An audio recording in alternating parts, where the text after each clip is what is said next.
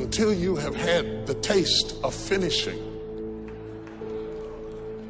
you will not respect yourself.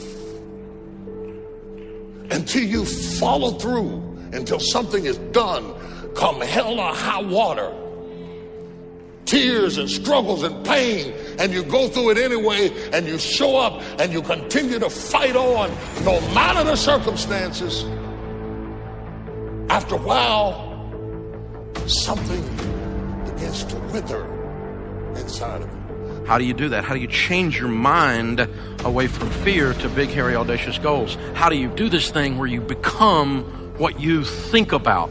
How do you think about something different? Well, you do what you're doing now, but you do it on such a consistent basis that it changes the makeup and the shape of your psyche, your spirit, and your future and your destiny. You need to learn to think, because thinking makes you act effectively in the world. Thinking makes you win the battles you undertake, and those could be battles for good things. If you can think and speak and write, you are absolutely deadly. Nothing can get in your way. Number one thing in your world is not your education. It's your dream. So what you dreaming about, y'all? What you still dreaming about? What is God still showing you in your imagination? What are you so afraid of? Why would you not take that leap and go for it before you mess around and die? Why would you not go and see what God really got for you before you leave this world? Why would you hang on to a job? If you live in paycheck to paycheck right now, when you retire, they're going to give you 1/3 of what you can't live on now. They're going to give you a gold watch and a turkey, and they're going to set you on out to pasture. If I was you, before I leave this world, I'd go see what God really got for me. Just take a chance. Now here's why you should take the chance. Name me one time God has not pulled you through. Just name it. Name the one thing God has never pulled you through. If he ain't pulled you through it, he's currently pulling you through it right now. And the reason I know I'm telling the truth is because you're sitting in here. If God was through with you, he wouldn't wake you up no more. When he wakes you up, it's because he ain't through with you yet. He got something else for you. So why don't you go see what that is? Look, it's mostly black people in here. Why we keep living our lives like we still slaves? Why we got to live our lives like we owe them something? Man, you owe yourself something. Go be free. Go see what God got for you. Oh, Steve, that's easy for you to say. You rich. Hell, did you hear me? I lived in a car for 3 years. On October 8th, I won $50. October 9th, I quit. How big a jump you want to take? You ain't even got to do that. A lot of y'all got savings.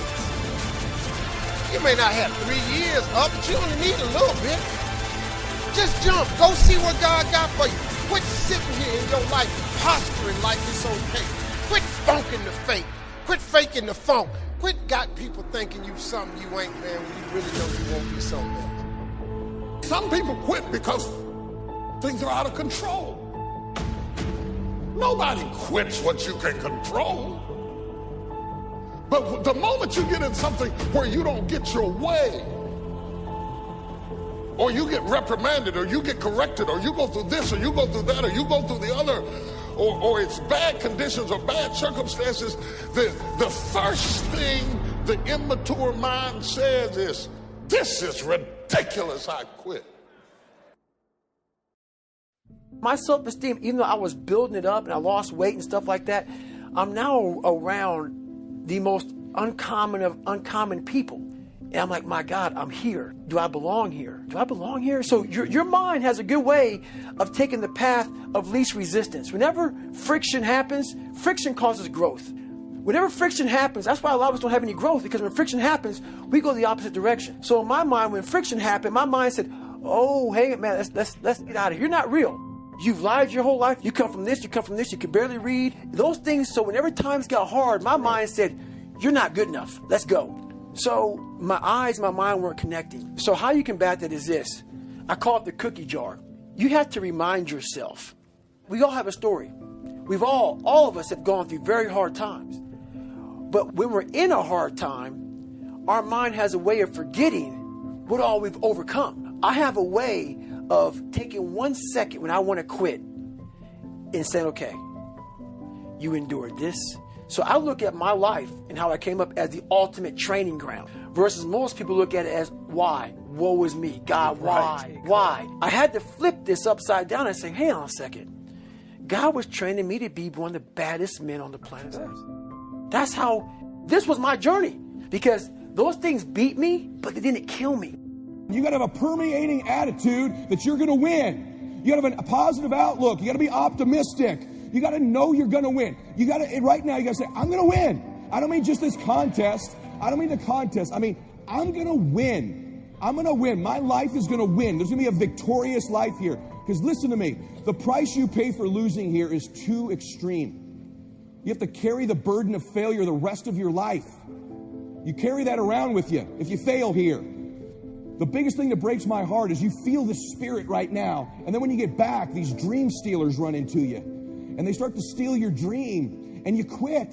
You give up. You got to decide, I'm going to win. You got to decide that the failure part of carrying failure, you've been exposed to what your life could be. If you fail here, the price is extreme. It's forever. You carry the failure forever. I'm being honest with you. I meet people oftentimes that say, I was in WFG, you really changed my life at this meeting, but. And they put their heads down. They've been carrying it. They carry it. They see these Facebooks and Instagrams and what we're doing. You got to know you're going to win. You got to sell out. Yeah, I'm telling you, you got to become a sellout. You need to sell out. You need to get obsessed. You got to get relentless. You got to be a road dog. You got to get intense. That's what you got to do. You got to put your head down for a 4 to 6 year window. I don't care if you're brand new or you're one of these front rows. We need 4 to 6 years right now, like the best you ever had.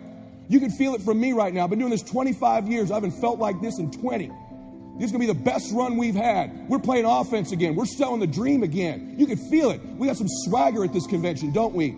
You can feel it. You can see the videos. We need your best. Let's go on a run. See, we're a family. We're a dysfunctional family sometimes, but we're a damn family. We don't always get along, but at the end of the day, we've done something great together. We've made history together. It's so funny we're talking about, there's nothing even remotely, there's not even something even 22% the size of WFG. It's hilarious that somebody you think that there's something like this. My God, this is a behemoth. This is the Lakers, this is the Yankees, this is the Celtics, this is the Dallas Cowboys, this is the Patriots. There's nothing like it in the world. There's some dream stealers. You need to look out for these 4. I don't want them to happen to you. You ready? Say yes. Dream stealer number 1 that'll take you out of here. Lack of confidence or faith. Lack of belief. It'll steal your dream. You got to know you're going to win. You got to have some faith. These people sitting around you right now, they're whispering to you, you could do this. I believe you. Just like when you were a little boy. Just like when you were a little girl. They've always believed in you. They've always known you were going to do something special. They always knew you were great. You need to know it. You need to take that God that's sitting there with you and those precious souls that have passed, that have always believed in you, and you carry them with you everywhere. They're with you anyway. Acknowledge them. If you don't believe that, honor them. Honor God. Honor these people who believed in you with your magnificent life. Honor them. Don't give in to lack of belief, lack of confidence. Don't ever do that again. Don't do it in WFG or out of WFG. You were made to do something great. You're special. You were made in the image of God. Something awesome is supposed to happen for you. And those of you that have made something awesome happen, something even more awesome is supposed to happen for you. Is the greatest single obstacle to our success is our self-limiting beliefs. Is we believe that we're limited in some way. Our friend this morning was talking about the fact that each person is a potential genius, that you have genius inside you, that you have unlimited potential, which is what we agree, we believe passionately. But if we believe that we are limited in some way, it becomes true for us. It becomes our belief. By the way, I didn't do well in school, and before we came here, I was going to do some background checking on the people here. What I found is there's a lot of people in this audience who didn't do well in school. Yes. A lot of people here got lousy grades in school. I was astonished to look at the high percentage. In fact, you could be sitting next to one of them right now. Yes, we know who you are. Now, here's the problem, is that if you're told, which I was, and all the time you're growing up, they say you have to get good grades or you won't do well in life. You have to get good grades or you won't get into college. You have to get good grades or you won't get a good job, won't get very well, and so on. They tell you that to encourage you to get good grades. So what if you got lousy grades for whatever reason? Well, now you could be 25 or 35 years old and you don't even try. You don't even try because, hey, you didn't get good grades in school, so you're kind of short of potential. And what we do is we actually sabotage ourselves. We drive with our foot on the brake of our own potential because we think, well, I didn't really get good grades in school. And then you read the studies and you find that most of the people who got straight A's work for the people who got B's. And the people who got B's work for the people who got C's who own the companies. And the people who own the companies got the money from the venture capitalists, all who got D's in school. You know, and so the grades that you got in school are irrelevant. But if you believe that because you got poor grades or because you didn't get started, you didn't go to college or something else, if you believe it, it becomes true for you. So the first thing you do is you have to challenge your self-limiting beliefs and realize that most self-limiting beliefs have no foundation in reality. How many times have you had an experience where you thought you had no skill or ability in some area, and then you started working in that area and it turned out to be pretty capable, and you're quite amazed and you never had that idea? The fact of the matter is we all have that throughout life. My friend Dennis Waitley has this wonderful line. He said, you could not use all of your potential if you had 100 lifetimes. You have so much potential. And what holds us back from using all of our potential is we believe that we don't have it. I will never forget the story of this fellow's grandfather came out, homesteaded a piece of land in Alberta, passed it on to his grandfather, passed it on to his father. The father could never make a living on it. Finally passed on to the son. The son was on welfare and raising goats on this quarter section in Alberta. None of the family for 3 generations had ever made any money on this hard scrabble piece of farm. And along came an oil company. The oil company said, can we drill on your land? If we find oil, we'll sign an extraction agreement with you, royalties and so on. They drilled on his oil. They found an oil pool. And within overnight, he was a millionaire. He had an income of something like $150,000, $200,000 a year for the next 30 years. He went from living a hard scrabble life, raising goats on this lousy piece of land, and somebody else came along and showed him how to get the potential out of the land. The oil had always been there. That's what this seminar does. That's what Harv does, by the way, is he shows you how to drill oil in your own land and tap into the potential that you have. It was always there. It's been there all this time. But your job is to drill. That's really important. And that's what we're here for 3 days, is to look for insights. So remember this. Always ask yourself, if you have a self-limiting belief, what if it wasn't true? What if it wasn't true? My son, going back to David, David was really shy when he was growing up. And so I would say, you know, one thing I know about you, David, is you're not afraid of anything. He said, oh, I'm afraid of everything. He's afraid of riding a bicycle, and he's afraid of this. He's afraid of ghosts in the night. No, David, you're not afraid of anything. And I say to Barbara, he said, one thing I know about David, he's not afraid of anything. And she said, yes, I am. We drive along. I say, well, you know, I really admire David because he's not afraid of anything. And I would just say this. And I changed his name to Dave the Brave. And then I shortened it to Le Brave. I say, where's Le Brave? Where's Le Brave? Where is he? How are you doing, Le Brave? I called him that. I started calling him Dave the Brave all the time. And, you know, at a certain point in his life, he started saying, you know something, I'm not afraid of anything. It changed his whole life. You reprogrammed him to tell him, because other than that, he had a self-limiting belief. And it's really important. Anyway, so your beliefs are important, and your whole attitude toward life is determined by your beliefs. And here's the interesting thing. You come into the world with no beliefs. Every belief that you have, good or bad, you learned from childhood. And most of your self-limiting beliefs, if not all of them, have no basis in reality.